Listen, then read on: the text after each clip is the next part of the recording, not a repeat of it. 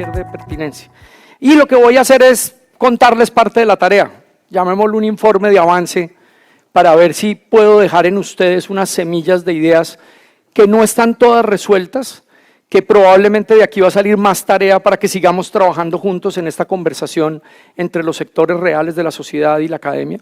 Y eso es lo que voy a tratar de hacer acá. Por ahí estaba viendo una agenda de algunas cosas que van a empezar a pasar en la mañana, entonces si se tienen que ir tranquilos, que les voy a contar en 2 minutos qué es lo que voy a contar. Lo primero, que la digitalización de la economía es un imperativo, es un hecho, y lo es para el sector cooperativo, pero además es una inmensa oportunidad. Pero además no lo he dicho yo, lo han dicho muchas personas, lo van a decir varias personas probablemente hoy en el resto de la jornada, lo han dicho de varias dimensiones, pero lo que voy a tratar de hacer es desde una perspectiva económica, por qué creo que hay una inmensa oportunidad y no solamente un imperativo. No es que nos tocó, es que si nos metemos por ahí hay oportunidades, y voy a tratar de elaborar por qué creo que hay unas ventajas adicionales de las oportunidades que se abren a través de la digitalización de la economía para el sector solidario, para el sector cooperativo. Esas oportunidades van a tener que ver mucho con lo que voy a desarrollar en más detalle, y es la reducción de costos en un sentido económico muy amplio. Y es mucho más que reducción de costos contables, es una reducción de costos para la sociedad de operar.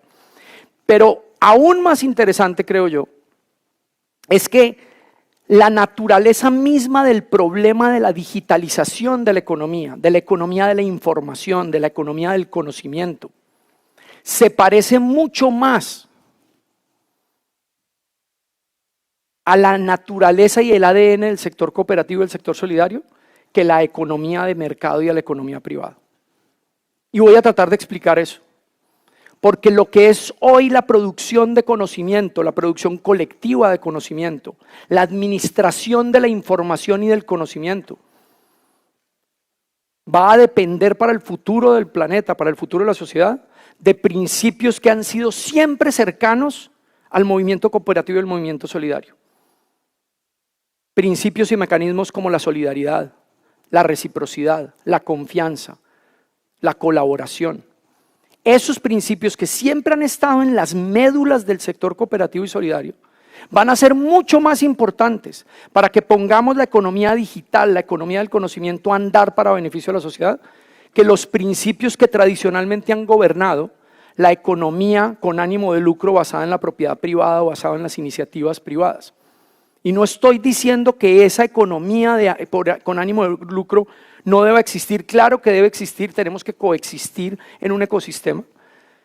Y claro que el sector privado con ánimo de lucro está aprovechando lo que le ofrece la economía del conocimiento a través de la digitalización y las tecnologías de información y demás. Claro que están allí y lo están haciendo.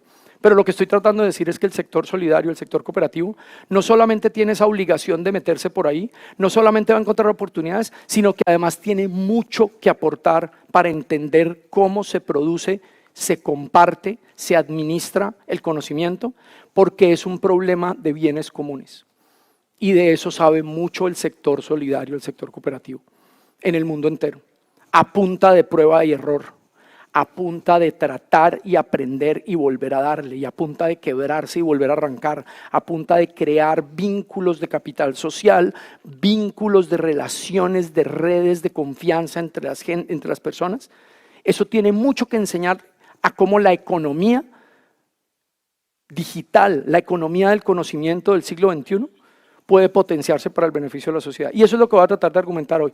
Entonces, como decía, si se tienen que ir tranquilos, que ese era el mensaje que quería comunicar, y lo que voy a hacer es desarrollarlo.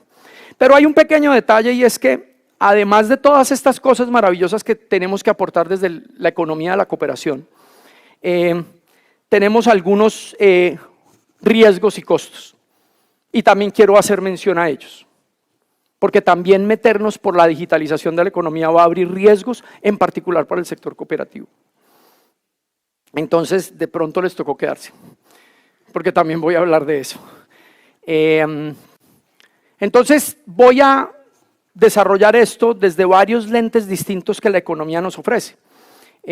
Y más o menos hay dos formas complementarias desde la economía como disciplina para enfrentar estas preguntas de cómo montar al cooperativismo, al sector solidario, en una era digital que no solamente es obligatoria, sino que invita a oportunidades, pero además donde puede aportar mucho para poner a andar esa economía del conocimiento. Uno de esos es entender la información y de la información el conocimiento como un bien común, no como un bien privado y de pronto tampoco como un bien público, sino como un bien común. Y de eso voy a hablar en detalle en un segundo. Y la segunda visión o el segundo lente para poder hacer esto es ver el problema de la digitalización de la economía como una nueva forma de producir valor.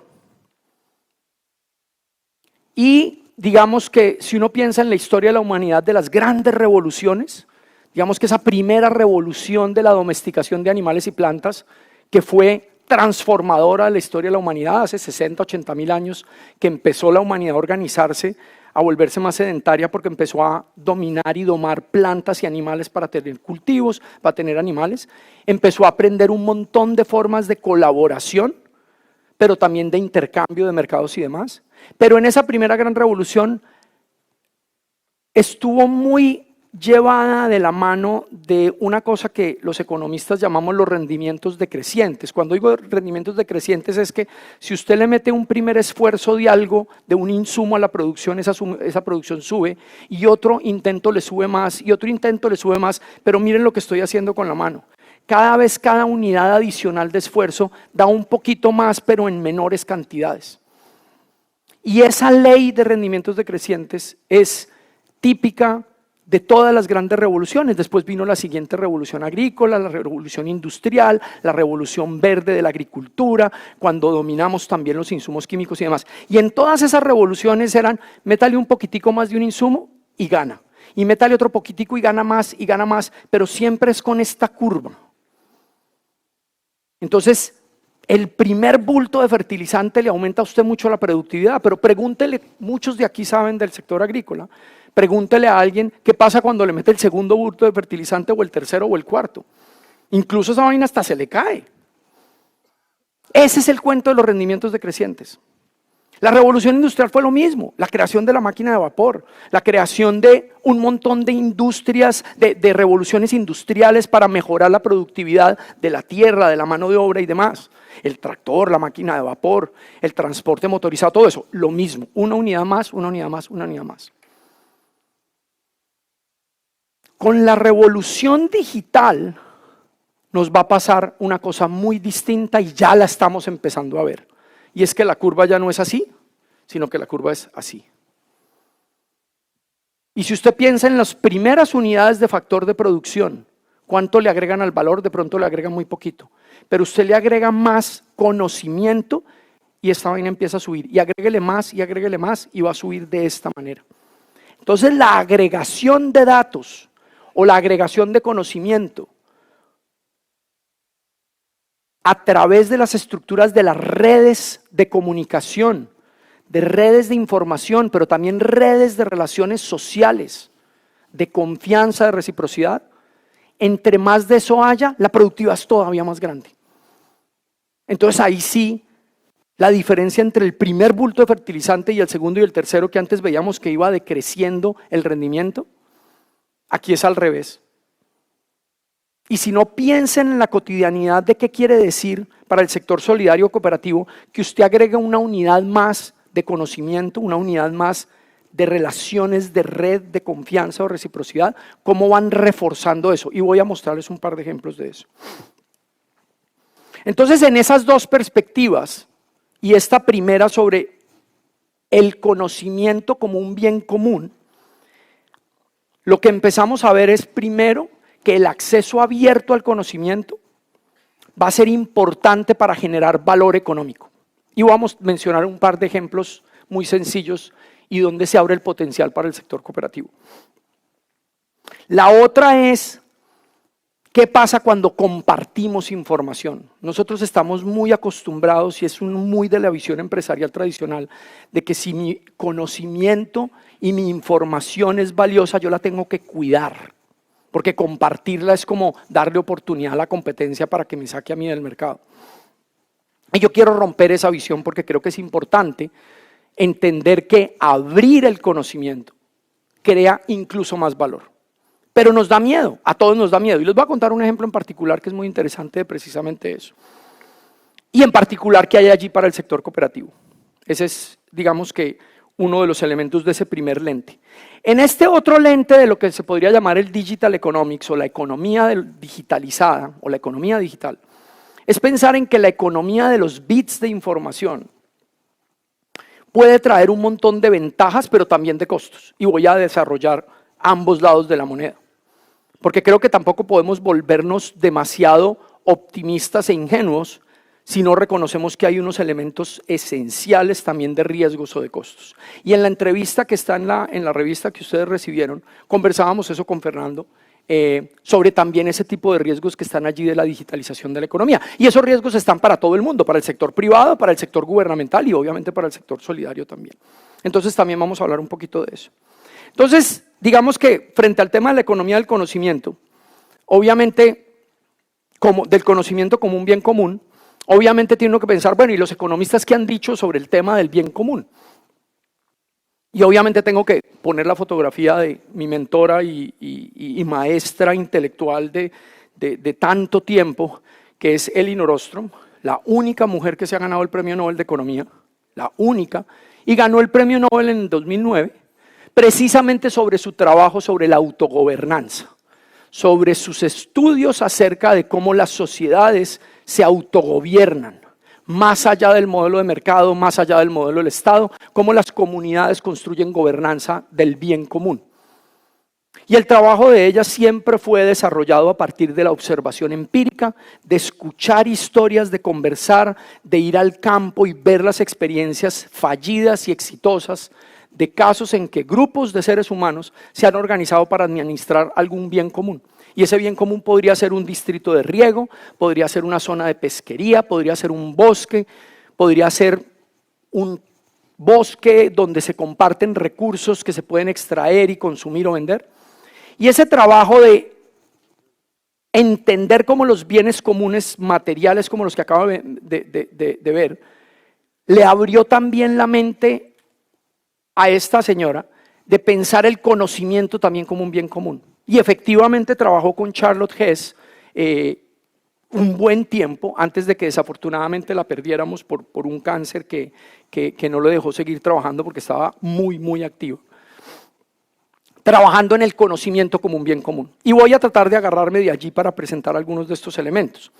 Ese entender el conocimiento como un bien común solamente hasta los años 90 se empieza a aparecer en la literatura económica y es interesante porque no es que el conocimiento empezó a aparecer en los 90, no es que Internet fue la invención del problema de la economía del conocimiento. La economía del conocimiento venía desde mucho antes y ha existido toda la vida.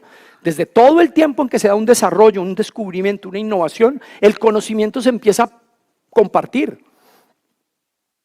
Vuelvo a esos 60, 80 mil años antes en que alguien se empezó a pillar que por accidente se le cayó una semilla en el suelo, una semilla silvestre, y esa vaina germinó y de pronto se dio cuenta que si no dejaba que los animales silvestres se comieran la matica y eso crecía, le iba a dar lo mismo que él se estaba comiendo de recolector, cazador, recolector, y empezó a darse cuenta que ahí había algo, y ese conocimiento, lo peor que le podía pasar a la humanidad, pero de pronto también a esa persona era decir, voy a guardar ese secreto aquí en mi bolsillo y no lo voy a contar a nadie, que yo descubrí cómo domesticar plantas. Porque lo mejor que le podía pasar era compartir ese conocimiento con el vecino y con el vecino, y el otro vecino decía, no, pero es que a mí me va mejor si yo lo hago así, si lo hago allá.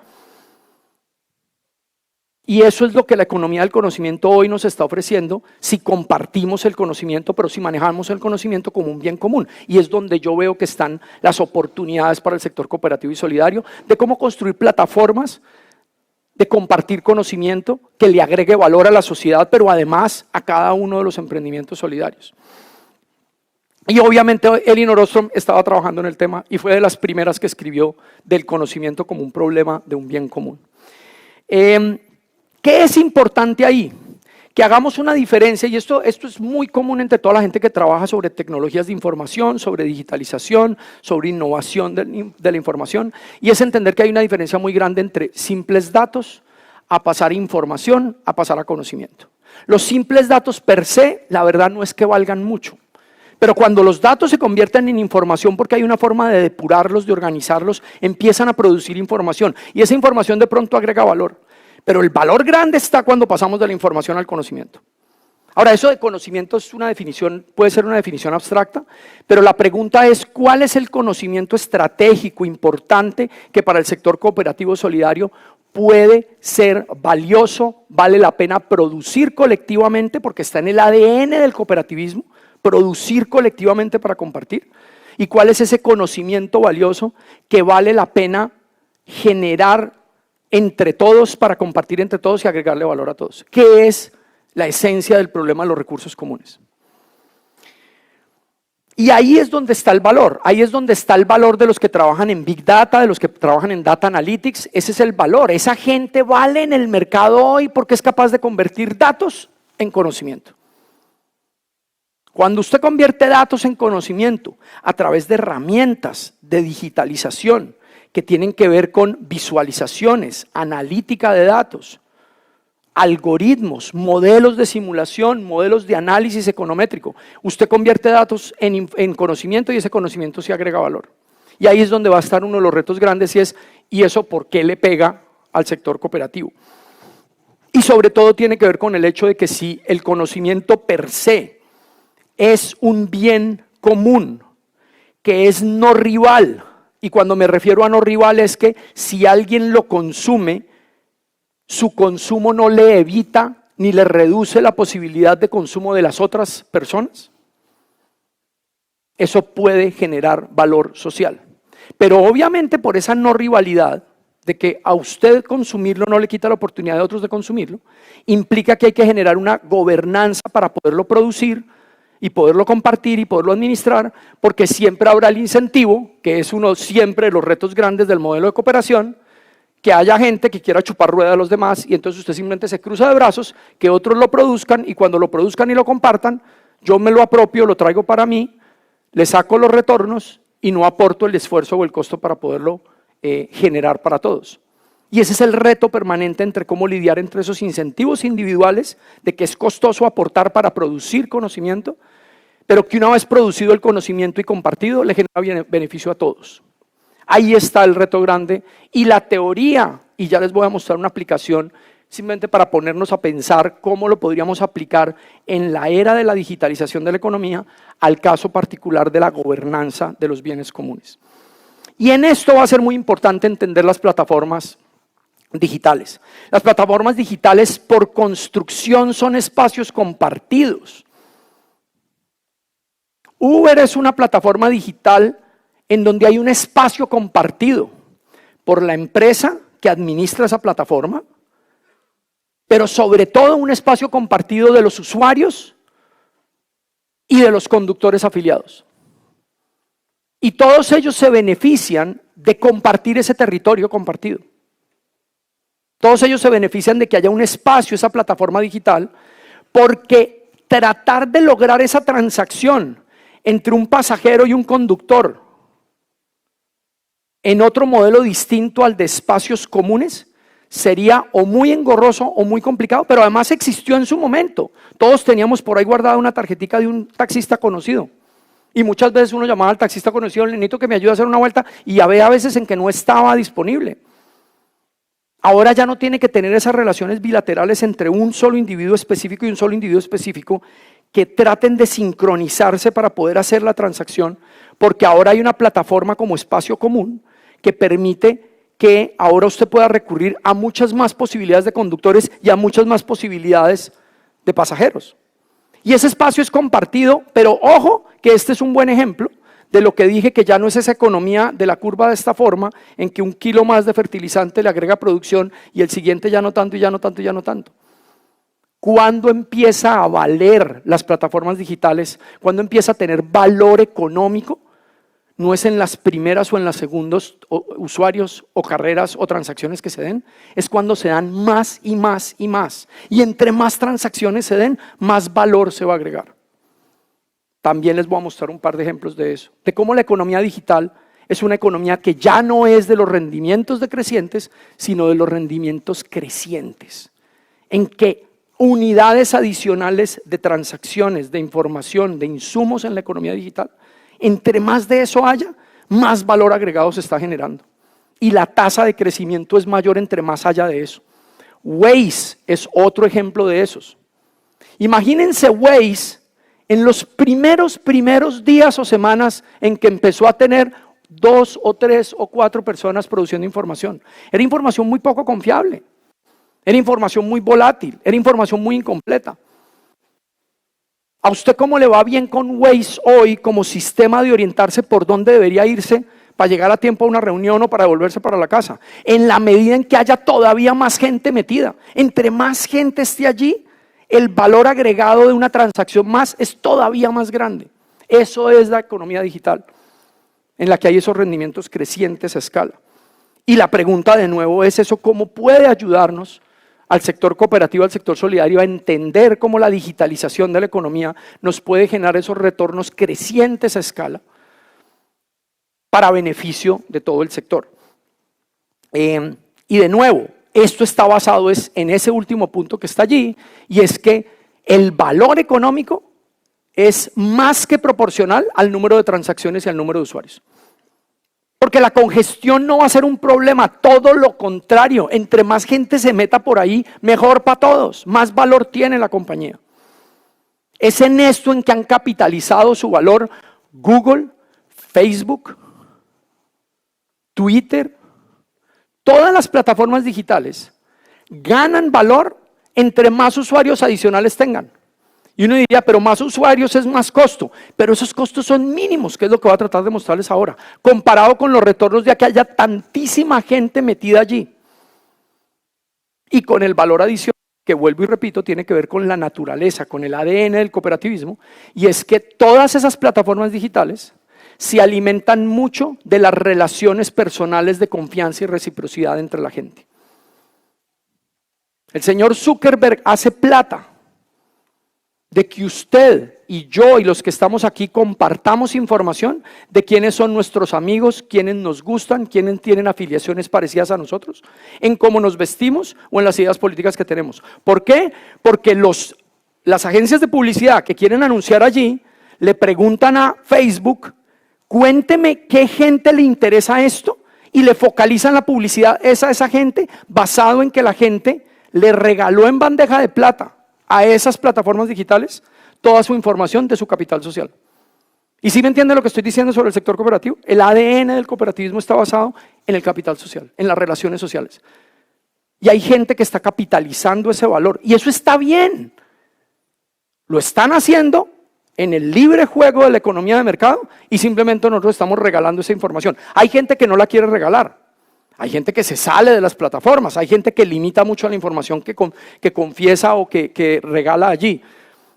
Pero la verdad, el valor agregado de todo eso está en que compartimos información sobre nuestras relaciones de colaboración, de cooperación, de confianza, de quiénes son nuestros amigos, quiénes son nuestros familiares, quiénes son nuestros parecidos políticamente o culturalmente o en rangos de edad y demás. Y eso lo está capitalizando la economía digital. Vuelvo e insisto. ¿Cómo hacemos para capitalizar esas fuerzas de la colaboración a través de las tecnologías digitales que son de rendimientos crecientes a escala para beneficio del sector cooperativo? Entonces yo creo que ahí hay varias cosas. Y aquí lo que quiero es, me puse a hacer el ejercicio de pensar uno de los aportes más grandes de Elinor Ostrom, que es el de los principios de diseño institucional de organizaciones exitosas de autogobierno. Son 8 principios. Y me puse a pensar, ¿esto por qué vuelve a ser relevante para el tema de la digitalización de la economía? ¿Por qué lo digo? Porque resulta que todo el trabajo que Ostrom venía haciendo para desarrollar estos 8 principios estaba basado en la observación de bienes comunes, más del estilo de los bienes comunes palpables. El agua, la madera, los pescados, los bosques. Y después empieza a aparecer el problema de la economía del conocimiento, que es un bien distinto a los que acabo de mencionar, porque el conocimiento tiene cosas, en algunas cosas parecido a eso, pero en otras son distintos. El conocimiento no lo metemos en una cuenta bancaria y lo dejamos ahí a que dé interés. Si no lo usamos no vale. El conocimiento, si no lo compartimos, no genera valor. El dinero guardado puede generar valor porque mínimo en una cuenta de ahorros a una tasa de interés por lo menos puede mantener valor, y si se invierte en el sector financiero puede agregarle un poquito más de valor. El conocimiento, si no se comparte y no se reparte y se utiliza de manera colectiva, no tiene tanto valor. Entonces Ostrom lo que hizo fue que, basado en su observación de todos estos casos exitosos y no exitosos en el mundo, desarrolló 8 principios y dijo: estos parece que sean los 8 principios que explican cuándo es exitosa una cooperativa, cuándo es exitoso un proyecto de manejo colectivo de recursos. Y lo que quiero aquí es que hagamos un ejercicio mental entre todos. Escojan su cooperativa favorita. A veces la favorita es la propia, pero a veces la favorita puede ser la del vecino, que me parece que funciona mejor. Piensen en su cooperativa favorita, o su favorita puede ser la que más angustia le produce, y hagan la lista de chequeo conmigo de si este principio uno por uno se cumple o no, y ya les voy a decir por qué después de que hagamos ese cada uno ejercicio mental. Pensemos si eso nos deja tarea a cada uno para ir a avanzar en estudiar lo que debería implicar la digitalización de la economía para mejorar la gobernanza del sector cooperativo.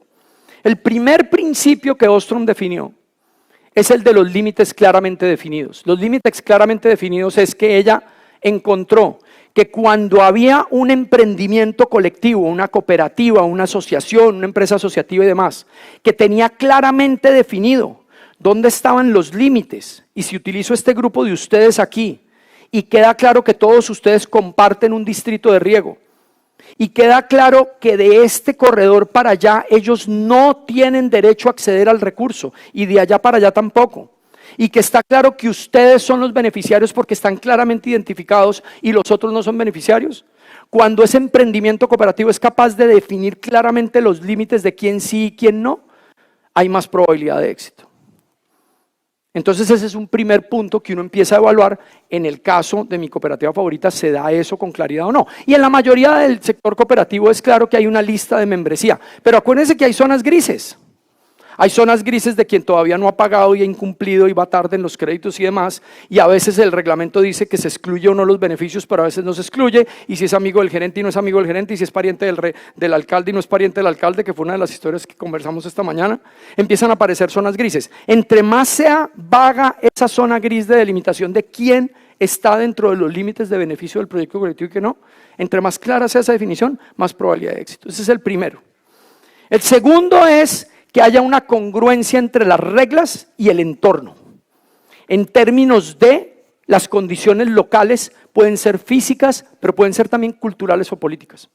Entonces ella encontró que los casos en que el grupo de usuarios, de miembros de ese emprendimiento cooperativo, diseñan reglas que son armónicas o compatibles con las lógicas culturales, pero también ecológicas o naturales del lugar, tiene mayor probabilidad de éxito. Entonces, ¿cuál es la prueba que ustedes están haciendo acá de su cooperativa favorita? ¿Será que hay alguna regla ahí que se la inventaron porque se la encontraron en unos estatutos de una cooperativa de una región distintísima de Colombia que no tenía que ver con esto, y es una regla que cuando la piensan para el contexto local no aplica?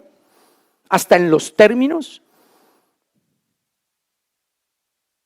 Hay términos técnicos o coloquiales sencillos que pueden hacer la gran diferencia de cómo interpretamos una regla o un reglamento de una cooperativa.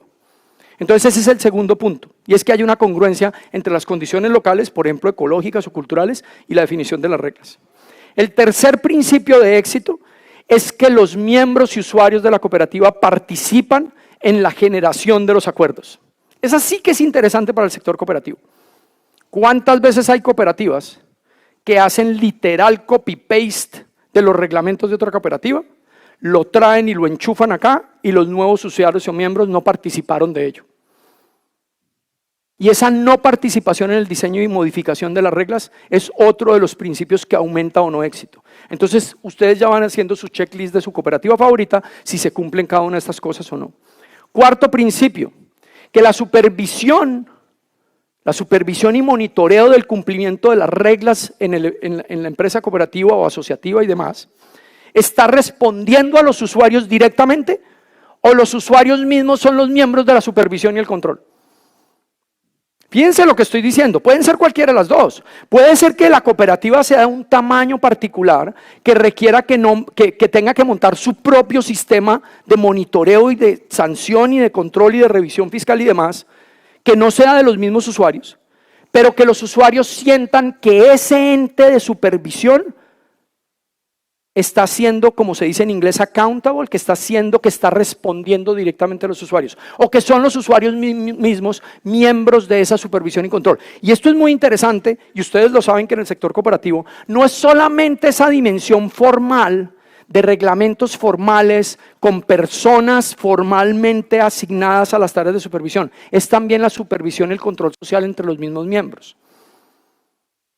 El comentario en el pasillo, la llamada de teléfono, en la reunión, ese otro espaldarazo o jalón de orejas al vecino, al compañero, al miembro, amigo, afiliado, que está desviándose de lo que acordaron originalmente todos los miembros de esa cooperativa.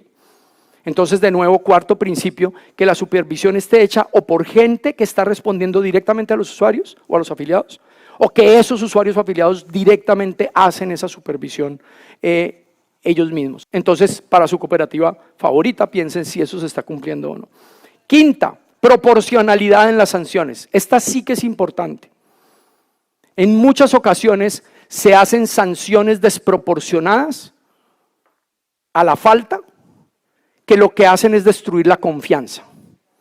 Porque el miembro deja de sentir que le están haciendo un jalón de orejas y un llamado a vuelva al grupo y a lo colectivo a trabajar en la causa común, y ahora empieza a sentir que esa sanción desproporcionada lo está alejando de la pertenencia, del sentido de membresía de lo colectivo del proyecto. Entonces, primeras manifestaciones de una falta pequeña, deberían ir acompañadas de una sanción pequeña, y obviamente la recurrencia de esa falla puede ir acompañada de sanciones gradualmente más grandes, pero la proporcionalidad es otro de los factores que Elin Orostrom encontró de los casos exitosos de autogobierno y de empresas cooperativas exitosas. Que cuando había una proporcionalidad y gradualidad entre el tamaño de la falta, la severidad de la falta y el tamaño de la sanción, era más probable que el sistema mantuviera al grupo cohesionado, al número de miembros unido y cohesionado en la causa de beneficio común. Sexto principio, que haya mecanismos muy sencillos y ágiles de resolución de conflictos. También importantísimo que lo reflexionen en su cooperativa favorita. Si se presenta un conflicto, es fácil enfrentarlo, es fácil llamar a un comité de convivencia, es fácil sentar a una junta directiva, es fácil convocar a una asamblea y tratar de resolver un conflicto que se presenta. Y lo que encuentra Ostrom es que entre más ágil y fácil sea resolver conflictos, más fácil es mantener la posibilidad de éxito de ese emprendimiento cooperativo. Pero si se vuelve un embeleco burocrático de solicitudes y apelaciones y cartas y autorizaciones y demás, lo que va generando en los miembros involucrados en ese conflicto, en esa disputa, es desconfianza hacia el sistema colectivo en el que están. Porque dicen, aquí no me están parando bolas, yo no siento que esto es mío. Se está burocratizando la cosa. Y la pregunta es si esto es independientemente de el tamaño de la cooperativa, porque es que podemos estar hablando de cooperativas de docenas de miles o de cientos o de docenas de miembros, y en ese sentido resolver conflictos ágilmente se vuelve todo un reto. Y este es un buen ejemplo de donde aparece el tema de la digitalización, que es lo que voy a hacer enseguida. ¿Puede la digitalización de la economía volverse una plataforma para ayudar a cada una de estas cosas? Y esa en particular, ¿puede ayudar a agilizar los sistemas de resolución de conflictos cuando son emprendimientos cooperativos muy grandes? Probablemente sí. Séptimo principio, hay un reconocimiento mínimo por parte de las autoridades gubernamentales de los derechos de autoorganización de esa empresa cooperativa. También encontraba Ostrom que los casos exitosos, usualmente el gobierno respetaba y reconocía que había unos estatutos y unos reglamentos que se veían como legítimos y legales, que son dos cosas distintas, legítimos y legales, y que se respetaban para que pudieran operar. Pero que los emprendimientos cooperativos que sentían que el gobierno no daba respeto o recogía las inquietudes de los mismos afiliados y que no se reconocía la legitimidad y legalidad de esos acuerdos y de esas reglas de los emprendimientos comparativos, tenían menos probabilidad de ser exitosos. Y el último, lo que se llaman las instituciones anidadas, que ASCOP es tal vez el mejor de esos ejemplos para el sector cooperativo. Por instituciones anidadas se refiere a que hay organizaciones de autogobierno que están anidadas en agremiaciones más grandes y en agremiaciones más grandes y en agremiaciones más grandes, y que ese anidamiento organizacional se mantiene sólido porque cada vez puede apoyar una capa a la siguiente hacia arriba o a la siguiente hacia abajo. Si se destruye esa confianza entre capas, piensen en federaciones o asociaciones de cooperativas que tienen capítulos locales y regionales y nacionales e incluso las instancias internacionales, y empieza a destruirse la confianza entre una capa y la siguiente hacia arriba o la siguiente hacia abajo, se pierde la posibilidad de éxito de los emprendimientos cooperativos. Esos 8 principios los trabajó Ostrom, basado en casos exitosos y de fracaso. Además es fascinante, y si pueden conseguir el libro más famoso de ella, que se llama El Gobierno de los Comunes, ahora que vamos a tener Feria del Libro, muy probablemente lo va a tener el Fondo de Cultura Económica, y es una lectura fascinante y de verdad les recomiendo que lo busquen, El Gobierno de los Comunes de Elinor Ostrom. Los casos exitosos que ella reporta son casos de 1000 años, 800 años. Los tribunales del agua de Valencia vienen desde el medioevo en España y son tribunales que todavía hoy operan, en que cuando hay un conflicto o una disputa entre 2 miembros por un manejo del agua en sus cultivos, todavía hoy funcionan. Hay un tribunal comunitario que convoca al pueblo entero a sentarse alrededor, escuchar a las 2 partes, plantear: es que ese señor me contaminó mi agua, es que ese señor se robó mi agua, es que ese señor no sé qué, y hay un tribunal que cumple todos estos principios, que resuelve esas disputas. Y eso existe desde hace cientos de años, desde el medioevo. En ese libro hablan de casos exitosos de pesquerías en Japón de hace 1000 años. 1000 años en que todavía viven y viven bien de la pesca. Comparen eso con nuestras tragedias de la ya añorada subienda en el río Magdalena o la pesca en las grandes ciénagas de este país, por falta de autogobernanza.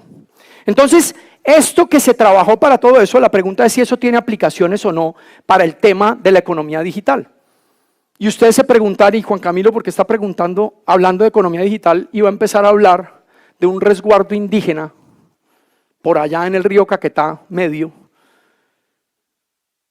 Y lo traigo a colación especialmente porque si hay algo que me ha enseñado a mí la vida académica, es que no hay nada más valioso que ir y hablar con la gente, ir y trabajar con la gente y escuchar historias. Y esta historia de los 8 principios, que puede sonar muy académica y muy abstracta, me dio por aplicarla en un resguardo indígena en el que me invitaron los líderes del resguardo a trabajar con ellos por mi trabajo sobre todo el tema de los recursos colectivos, los recursos naturales, y me dio por pensar, vamos a tratar de aplicar eso. Y lo que hicimos fue desarrollar una serie de juegos económicos basados en la economía experimental, que es una herramienta que yo he venido trabajando desde hace muchos años en campo, aunque en laboratorio también, para diseñar algunos juegos, y aquí ustedes ven uno de los tableros de uno de los juegos, de un juego de cooperación que nos hemos inventado con unos coautores de varias partes del mundo, para pensar el problema de cooperación cuando hay incentivos a sobreexplotar el recurso. Y lo que hicimos fue que adaptamos ese juego al contexto de este resguardo indígena, y empezamos a utilizar ese juego con las comunidades de este resguardo Huitoto, el resguardo de Puerto Sábalo y Los Monos, y esa ha sido una de las experiencias más interesantes para mí, porque era poner en carne y hueso y en la vida cotidiana estos 8 principios de los que estoy hablando. Y porque me sirvió también para decir, ¿y esto aplicaría o no aplicaría el problema de la digitalización de la economía en un contexto bien distinto a este, pero bien distinto, en el extremo opuesto? Pero resulta que hay cosas universales del comportamiento humano que no son particulares a lo urbano o a lo rural o a los países ricos o a los países pobres. Y eso lo hemos estudiado muchísimo, el problema de la confianza.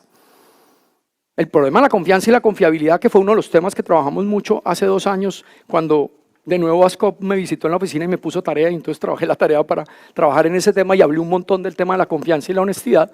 fue precisamente darme cuenta que la literatura por todos lados, la misma historia aparece en países ricos y pobres, en zonas urbanas o rurales. En este ejercicio, en este resguardo indígena, entonces desarrollamos esos juegos, pero además de desarrollar los juegos, que es una construcción abstracta de un problema cooperativo, hagan de cuenta que es como si fuera una cooperativa de pesca que tiene que decidir cada miembro, cada afiliado, cuánto tiene derecho a pescar o no, y cada pescado adicional que pesca le deja platica, pero si entre todos pescan mucho, se acaba el stock pesquero que hay ahí en el recurso común, que puede ser un río o una laguna, y al final terminan perdiendo todos. ¿Cómo generar los acuerdos colectivos para eso? Pues no solamente lo hicimos en el juego, y empezamos una discusión en grupos en el juego, sino que dijimos, ok, traigamos eso también a la realidad de ellos en términos de qué está pasando en el río Caquetá y sobre todo en la cuenca media del río Caquetá. Y empezamos a generar esas discusiones, y de esas discusiones expliqué cómo funcionaban estos 8 principios en un lenguaje sencillo, y a través de esa platanización de esos 8 conceptos, lo que hicimos fue una lista de esos 8 principios y le pedí a cada uno de esos miembros del resguardo indígena, estos eran todos los líderes jóvenes y viejos del resguardo indígena, que a cada uno de esos 8 principios que les acabo de contar, pusieran cada persona un palito en donde ellos creían que ese era el principio que mejor funcionaba, los que funcionan mejor y los que no funcionaban tan bien. Entonces cada persona se paraba en el tablero y decía, en este resguardo de los 8 el que mejor funciona es este, y el que peor funciona es este. Y miren lo interesante de lo que salió.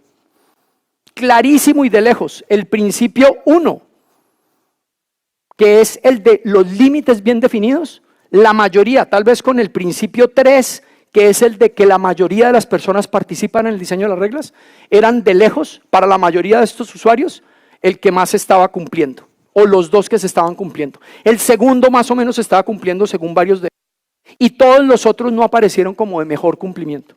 Y cuando les preguntamos, pongan un palito en el principio que no se está cumpliendo acá, aparecieron 2 también muy importantes, el 5, sanciones graduales. Y el 8, el tema de las autoridades anidadas. Hay unos conflictos muy grandes, sobre todo en los resguardos indígenas de la Amazonía, en que todavía hay una descoordinación entre las organizaciones locales y regionales y nacionales para entenderse entre ellas en términos de ese liderazgo indígena para el caso de la Amazonía. Y el otro, de las sanciones graduales. Sí que es interesante, porque yo creo que en Colombia nos ha faltado construir una cultura de monitoreo y sanción. El concepto del sapo es un concepto despectivo, subvalorado, denigrado en la cultura colombiana. Cuando hablamos del sapo estamos hablando de la persona que no es leal, que no es solidaria. Pero a veces esa tal lealtad y esa tal solidaridad lo que está escondiendo es complicidad, silencio, que le hace daño al proyecto cooperativo. Y uno de los principios fundamentales de éxito de las empresas cooperativas es que haya unos sistemas de monitoreo y sanción y que sean administrados por los mismos usuarios, que de nuevo es ese espaldarazo o ese jalón de orejas amable, franco, entre vecinos, entre amigos, entre miembros, de cuando hay pequeñas o medianas faltas. Y la cultura colombiana ha dejado de hacer mucho de eso. Mi especulación, eso da para una conferencia entera que se podría trabajar, es que hemos desarrollado una cultura de creer que todo eso es responsabilidad de las leyes y de los decretos y de las reglamentaciones y de todas las asustadurías. Contraloría, Procuraduría, Fiscalía. Y que no es responsabilidad nuestra. Entonces nos da miedo o nos da pena hacer esa pequeña sanción social al vecino o al amigo o a la persona con la que estamos interactuando. Y si lo hacemos, nos dicen no sea sapo. Y si usted interviene como tercero entre otros 2, peor todavía. No se ha metido que esto no es con usted. Y eso es uno de los elementos fundamentales, el de la sanción basada en sistemas de monitoreo del mismo sistema de miembros de usuarios. Y ellos reconocieron que era uno de los temas débiles que tenían por resolver allí. Y en los talleres que hicimos después de todo esto, fue muy interesante porque todos tenemos toda una imagen que el mismo movimiento indígena extiende y manifiesta y demás, de tener una solidez comunitaria, y es cierto que la tiene. Tan la tiene que aquí lo vemos en varios de los otros principios. Esto es un resguardo indígena que tiene más de 200.000 hectáreas y de hecho hubo una nueva resolución que le extendió el resguardo por 100.000 hectáreas más para tener propiedad colectiva sobre todo ese territorio y generar sus reglas. Y hay algunas reglas que las están manejando bien, unas donde saben que tienen cosas por mejorar. Pero esto es un ejemplo de cómo aplicamos esto a la realidad de la cotidianidad. Ahora vámonos a la economía del conocimiento. Y en la economía del conocimiento quiero mencionar un caso que es uno de los casos fascinantes para mí. Goldcorp es una compañía canadiense minera que estaba mal hacia comienzos de siglo. Cuando digo mal es mal, en 1999 estaba mal. Y trajeron a un nuevo gerente, a un nuevo presidente, que no venía de la industria minera. Y el tipo le dio por ofrecer el siguiente desafío. Y lo anunció en una reunión de la industria. E imagínense cómo se le pararon los pelos a los miembros de la junta directiva de este señor McEwan. ¿Y qué propuso él? Dijo, esta empresa minera tiene décadas de datos científicos acumulados de exploraciones geológicas en todos los sitios donde tiene títulos mineros, pero montones de información ahí guardadas. Y llevaban un buen rato en que nada que le pegaban al baloto, nada que encontraban nuevos yacimientos de oro. Y el tipo dijo, ¿y qué tal si hacemos lo siguiente? Liberemos estos datos, volvámoslos públicos. Y que el geólogo, ingeniero, tegua, que se le ocurra y que se le dé la gana, nos diga dónde vamos a encontrar los siguientes 6 millones de onzas de oro, le vamos a entregar un premio de $500,000. ¿Se pueden imaginar la reacción de la junta directiva? ¿Usted está loco? Si hay algo que tiene esta empresa de valor, es todos estos estudios geológicos que son nuestros. ¿Cómo los vamos a soltar? Para resumirles el cuento, 1.400 científicos, geólogos, ingenieros de 50 países se metieron al concurso. Compartieron los datos desde 1984 hasta la fecha, hasta el 99-2000. Y básicamente encontraron $6 billones en nuevo oro, gracias a que liberaron la información y dejaron que mucha gente tradujera datos en información, en conocimiento. Y volvieron eso un bien común. Y la empresa, bajo el mando de este personaje, pasó de valer $100 millones a $9 billones. Es uno de los casos exitosos del emprendimiento privado, de cómo volver datos en conocimiento y volverlo un bien común para generar conocimiento que genera valor, algo de provecho de un emprendimiento del sector privado. Vuelve la pregunta, ¿qué tipo de innovaciones como esa, porque eso es una innovación gerencial, qué tipo de innovación nos podemos pensar para el sector cooperativo? Y un ejemplo, y este es un ejemplo gracias a Fernando Chávez que me mandó este dato que me pareció fascinante, a una escala mucho más pequeña pero mucho más cercana a nosotros, es cómo el movimiento cooperativo está viendo cómo empieza a capitalizar este tipo de emprendimientos de volver el conocimiento abierto, o sea, los datos convertidos en información en conocimiento, para el bienestar de emprendimientos cooperativos, y es el caso de esta cooperativa CoopSyco, que piénsenlo si pensáramos en el contexto colombiano, con Rappi, que grupos de mensajeros de Rappi se agremiaran, formaran cooperativas y montaran plataformas con software abierto. Y cuando digo abierto no es que cualquiera lo puede transformar, simplemente cualquiera lo puede usar. Hay unas restricciones de lo que se llama el copyleft y no el copyright. Y lo pueden montar para emprendimientos solidarios, para crear aplicaciones propias basadas en emprendimientos cooperativos, para poder compartir la información, en que usuarios se meten a esa aplicación y dicen, necesito que un mensajero vaya a tal parte y me traiga mis llaves de la casa que se me quedaron en la oficina. Y es una empresa de ciclistas, cooperativa, solidaria, y este emprendimiento de software tiene la restricción de que es solamente para emprendimientos cooperativos solidarios. Y está empezando a operar en Europa. Ese es el ejemplo del tipo de cosas que podemos empezar, de cuando convertimos datos en conocimiento y los volvemos bienes comunes. ¿Ya? Yochai Benkler es uno de los tal vez grandes contribuyentes de coger todas las teorías de Ostrom y traerlas a colación a la economía de la información. No voy a hablar en mucho detalle del trabajo de él porque ya se me está acabando el tiempo y queremos dejar algún espacio para preguntas, pero simplemente para contarles que le den una mirada a este apellido, a este nombre, Benkler.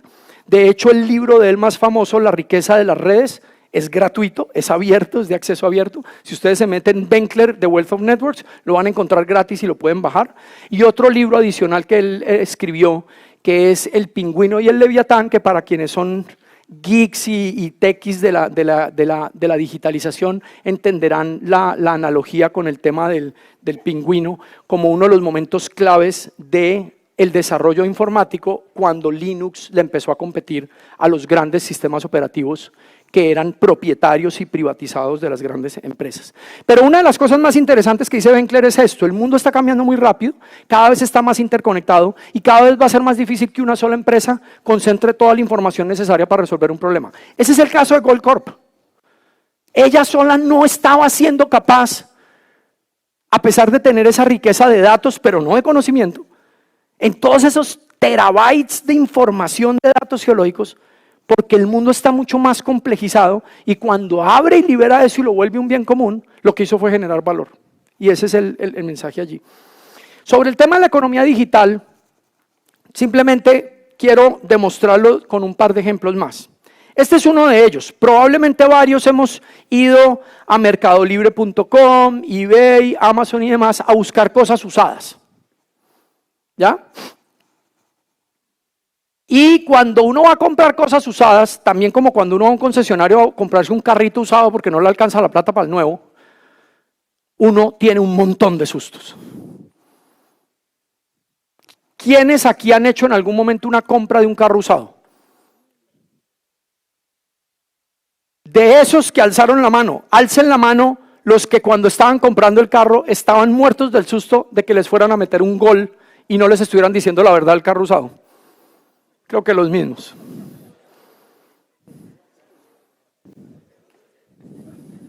Aquí hay dos cámaras exactamente iguales. La foto puede variar en un par de detallitos. Y hay una de esas cámaras usadas, una cámara sofisticada, que dice que la venden, las dos son usadas, que la venden por $678 y la otra dice que la venden por $599. Alcen la mano los que comprarían la de la izquierda de ustedes, la del lado de allá. Y alcen la mano los que comprarían la de la derecha. Están como repartiditos, el resto parece que no quieren comprar cámara usada. Esa cámara de paso nueva vale como $1000. Lo sé porque mi hija es fanática de la fotografía y todo el tiempo está mirando este tipo de cosas.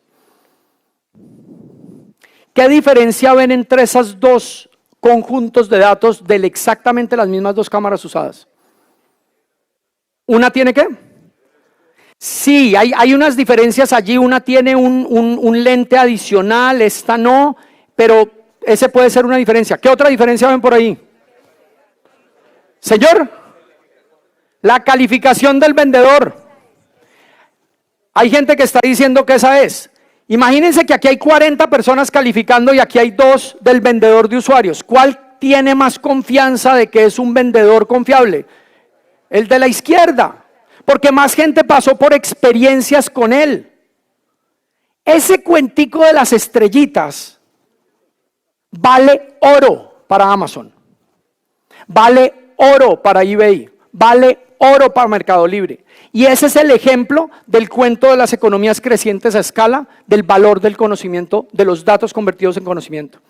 Entre más gente aparezca allí evaluando a ese vendedor de cosas usadas, más confianza genera él hacia afuera, más confiabilidad genera y por lo tanto mejora las oportunidades de negocio. ¿Saben qué es eso? Eso es un sistema de supervisión y monitoreo y sanción de los usuarios del recurso común. Es darle voz a través de la tecnología digital a los beneficiarios directos. Es usar las plataformas digitales para decirle a la gente, usted puede calificar cómo le está yendo en este espacio compartido. Es eso. Vuelvo y repito, que de eso podemos apropiar para generar mejores sistemas de principios exitosos de esos 8 principios en la economía digital. La economía digital trae un montón de reducción de costos. No voy a entrar en detalle, pero sí mencionarles, los economistas vienen trabajando en esto desde hace rato. Este es tal vez el estudio más completo que yo he visto recién publicado en una de las revistas más importantes de economía. Y básicamente resume en 5 ganancias de costos por digitalizar la economía. La digitalización de la economía reduce los costos de búsqueda para los consumidores. Lo acabamos de ver con Amazon y lo podemos ver de 1000 maneras. Usted rápidamente puede, a través de la digitalización, explorar y buscar opciones mucho más rápido que echar bus y echar buseta y pedir citas y tocar puertas y visitar con maletín hasta tratar de encontrar cuál es el cliente que usted quiere encontrar o el afiliado que quiere encontrar o el nuevo afiliado que quiere encontrar. La digitalización reduce los costos de replicación. Básicamente, replicar cosas valiosas ahora se vuelve casi a costo cero. Antes era hasta el costo de la fotocopia y el costo de volverlo a tipear y el costo de volverlo a hacer. Y la digitalización de la información hace que el costo se vuelva cero de replicar cosas valiosas, información valiosa. La digitalización ha reducido el costo de transporte de los datos, también casi llevándolo a cero. La digitalización ha reducido los costos de seguimiento de las transacciones. Usted hace una transacción y cada vez es más fácil hacerle seguimiento a esa transacción en una economía digital. Cada vez más usted con su usuario y con un número o código de seguimiento de la transacción, usted puede averiguar en qué paso va de todo ese trámite. Y la digitalización de la economía también reduce los costos de verificación. Verificación de la identidad, verificación de la autoridad de quien está haciendo la cosa, y eso también aumenta la credibilidad y la reputación de las partes. Porque entonces usted puede verificar más rápido quién es quién. Y esos son, digamos que grandes ventajas económicas que están allí de la digitalización de la economía. De nuevo, esto tiene un montón de aplicaciones al caso del sector cooperativo. Y lo que voy a hacer aquí rápidamente es un ejercicio muy preliminar, porque como les dije, esta tarea que me pusieron es una tarea en progreso, es que si pensamos en cada uno de esos 8 principios, si pensamos en la digitalización de la economía y simplemente para ir terminando, juntar las 2 corrientes que he estado trabajando, básicamente para este tema de definir los límites claros, la digitalización nos facilita la información. Fíjense, a través de la digitalización una cooperativa puede saber con mayor facilidad qué miembros están al día y qué miembros no. Si compartimos la información y dejamos de volver la información privada y protegerla aquí porque es que no queremos que nadie la vea y volvemos la información compartida.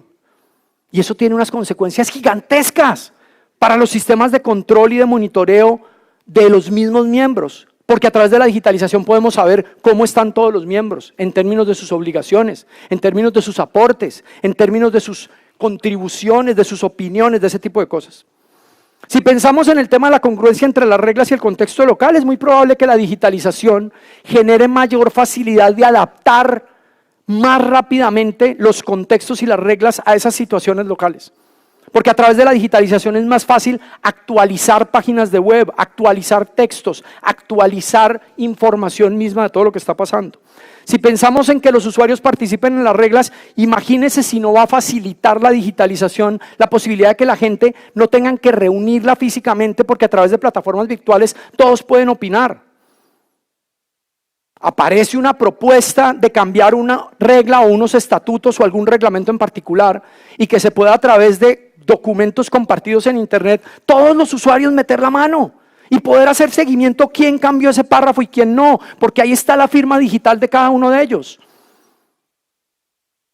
En oposición a esperar a poder convocar una asamblea y que haya quórum y demás. Entonces la digitalización permite facilitar mucho más esa capacidad de los usuarios de participar en el diseño y cambio de las reglas. La supervisión de los mismos usuarios nuevamente puede facilitar mucho más la supervisión porque a través de plataformas digitales los mismos miembros de una empresa cooperativa pueden comunicarse digitalmente, virtualmente, para poder hacer esa supervisión de lo que está pasando con los mismos miembros. Pero para todo esto que he dicho, tenemos que generar más tolerancia al riesgo de compartir información y volver información compartida para todos los miembros. Porque si seguimos con esa actitud, que es muy común de mucha gente por razones históricas, de que tenemos que guardar los datos, porque es que si ven los datos eso es peligroso, y qué tal que los vea la competencia, y qué tal que los vea el otro, y qué tal que me meta en un lío. Habeas data se nos vuelve un lío jurídico complicadísimo. Tenemos que encontrar formas de ser creativos para que la información, cuando es compartida como bien común, agregue valor. Y simplemente estoy especulando formas en que pueda agregar valor. Sanciones graduales y proporcionales, debo confesar que le eché mucha cabeza y le veo ventajas y le veo desventajas, o por lo menos no veo todavía una ventaja clara de la digitalización en términos de sanciones graduales y proporcionales. Supervisión sí, la capacidad de los usuarios de tener mejor información para ver qué está pasando con el resto de miembros del grupo. Pero en el caso de la gradualidad de las sanciones todavía no estoy seguro y por eso lo dejo en interrogación. En términos de resolver conflictos, es probable, esto es especulación también, de que más que una ventaja es una desventaja, porque mucho de la resolución de conflictos sucede cara a cara. El contacto visual cara a cara de cuando hay conflictos y se resuelven los conflictos, y los expertos en teoría de resolución de conflictos y demás lo han dicho mucho tiempo, esa confianza que genera en la parte presencial cara a cara probablemente se puede perder por la virtualización y digitalización. Entonces ahí veo más amenazas que oportunidades. En términos de reconocimiento de autoridades e instituciones anidadas, todavía se me ocurren ventajas netas y desventajas netas y por eso no me arriesgo a especular cuál es la que sí o la que no. Pero esto es simplemente para antojarlos a pensar por qué la digitalización puede ser una oportunidad para ello. Concluyo, porque por aquí me salió un aviso de que se me acabó el tiempo, diciendo lo siguiente. Esa tarea que me pusieron en el 2007 en este foro, yo hice allí mención a dos grandes retos que tenía el cooperativismo en este país, como país y como sector de la economía, y tenía que resolver un problema de credibilidad o de reputación basado en la honestidad, y por otro lado tenía que resolver un problema de confianza y confiabilidad. Si se erosionan estas dos cosas, son de los acervos de capital más valiosos que tiene el sector cooperativo que no puede dejar perder. Y tenemos un pequeño adicional. Desafortunadamente la honestidad y la confianza usted no las puede comprar en el mercado. No las puede decretar a través de un nuevo reglamento o una nueva ley. No las puede planificar. La confianza y la honestidad emergen de abajo hacia arriba. Y al emerger de abajo hacia arriba y se construyen desde todas esas relaciones cotidianas entre las partes, de ser recíprocos, de ser confiables, de confiar, de colaborar con los demás. Eso ni se compra, ni se vende, como dice la canción, ni se planifica, ni se decreta. Y ese fue uno de los mensajes que yo dejé allí en ese evento de ASCOP hace un par de años. Y la pregunta que me quedó entonces ahora es si la digitalización de la economía y de la economía solidaria va a empeorar o va a facilitar estos dos retos de construir confianza y construir honestidad en el sector. Y yo creo que neto al final hay más oportunidades que riesgos, pero hay riesgos. Pero básicamente entre las grandes ventajas es esa reducción de costos, ya hablé de ella, porque ahora tenemos menores costos para procesar, analizar, almacenar, transmitir, analizar datos. Tenemos mucho mayor potencial de procesar muchas más transacciones de menores valores. Estoy pensando en los modelos Rappi, Uber, Lyft, Pickup y todas estas plataformas digitales de emprendimientos privados. Son capacidades de volúmenes mucho más grandes de transacciones y de cantidades de dinero mucho más pequeñas. Y la pregunta es si el sector cooperativo puede aprovechar esas economías de escala, y yo lo creo que sí, gracias a la digitalización. Pero también hay riesgos, y uno de esos riesgos es la pérdida de la privacidad. La digitalización de la economía está perdiendo la privacidad a la gente, y ustedes ya lo saben. De este papayazo ante los medios, y en segundos, en redes sociales le encuentran a usted suficiente información de fotografías, de cuentos, de historias, y en algunos casos se las manipulan, se las descontextualizan, y le arruinan su privacidad. Y la digitalización de la economía está amenazando la privacidad de las personas. Y eso es un costo que estamos asumiendo todos los que voluntariamente todo el mundo entramos a las redes sociales, a la economía digital, y me incluyo yo, y compartimos información de lo que nos gusta comer, de lo que nos gusta vestir, de las ideas políticas que nos gustan, de los amigos que tenemos, de con quién estamos de acuerdo y en desacuerdo. Y no tengo que demostrarles que por esa razón, hoy se definen elecciones en el mundo entero. Bolsonaro en Brasil, el plebiscito en Colombia, Brexit en Inglaterra, la elección de Trump en Estados Unidos fueron determinadas en una parte porque la economía digital le permitió a gente aprovechar esa información privada para poder manipular las preferencias políticas de las personas. Esa es una historia larga que les puedo contar, pero si buscan por ahí en la silla vacía, Juan Camilo Cárdenas, un experimento que acabamos de hacer, acabamos de demostrar que eso es exactamente lo que pasó en el plebiscito en Colombia. Y hay un video ahí de cómo hicimos un experimento. Y cayeron parejo Los que estaban a favor y los que estaban en contra del proceso de paz. De nuevo es otra historia, pero tiene que ver con la economía digital. El otro riesgo grande es el tema de la honestidad, pero también el de la posibilidad de ventajas. En lo negativo, el robo de identidad, el fraude, la suplantación están creciendo por la digitalización de la economía.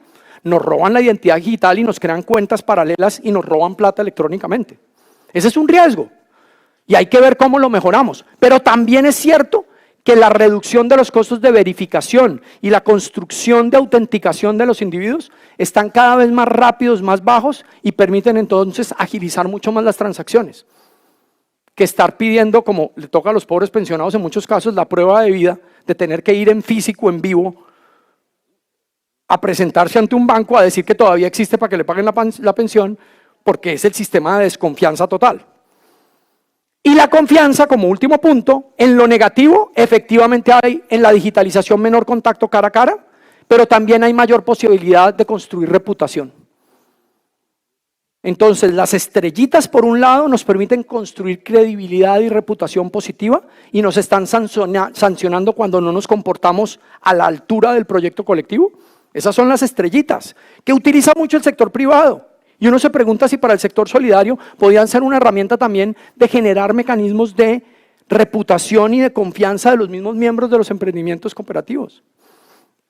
Pero obviamente la reducción del contacto cara a cara por la virtualización y la digitalización es un riesgo adicional. Entonces, yo creo que aquí quedan varias preguntas. Una de ellas es si van a ser mayores los beneficios de la digitalización que esos posibles costos en términos de confianza, honestidad y economías de escala. Esa es la tarea que, eso es lo que me pasa por sentarme a conversar con ASCOP y es que me ponen más tareas. Y esta es una de las cosas que tenemos que preguntarnos, ¿cómo estudiamos esto? ¿Cómo estudiamos y valoramos los costos y los beneficios de esto? Porque lo que estoy haciendo yo es lanzando ideas de que es muy probable que los beneficios sean mayores que los costos, pero tenemos que estudiarlos, tenemos que medirlos y eso es lo que tiene que hacer la academia, escucharlos a ustedes y trabajar para eso.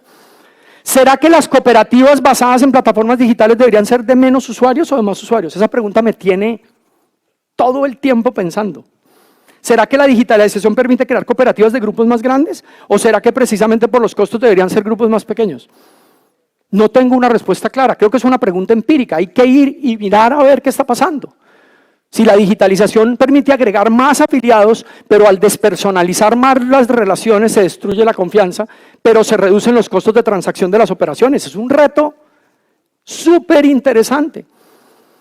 ¿Será que el sector solidario va a poder, gracias a la digitalización, atender más la periferia? Ustedes ayer oyeron, entiendo, 3 experiencias de la provincia, de los sitios más alejados, más difíciles, de cómo se están montando en el tema.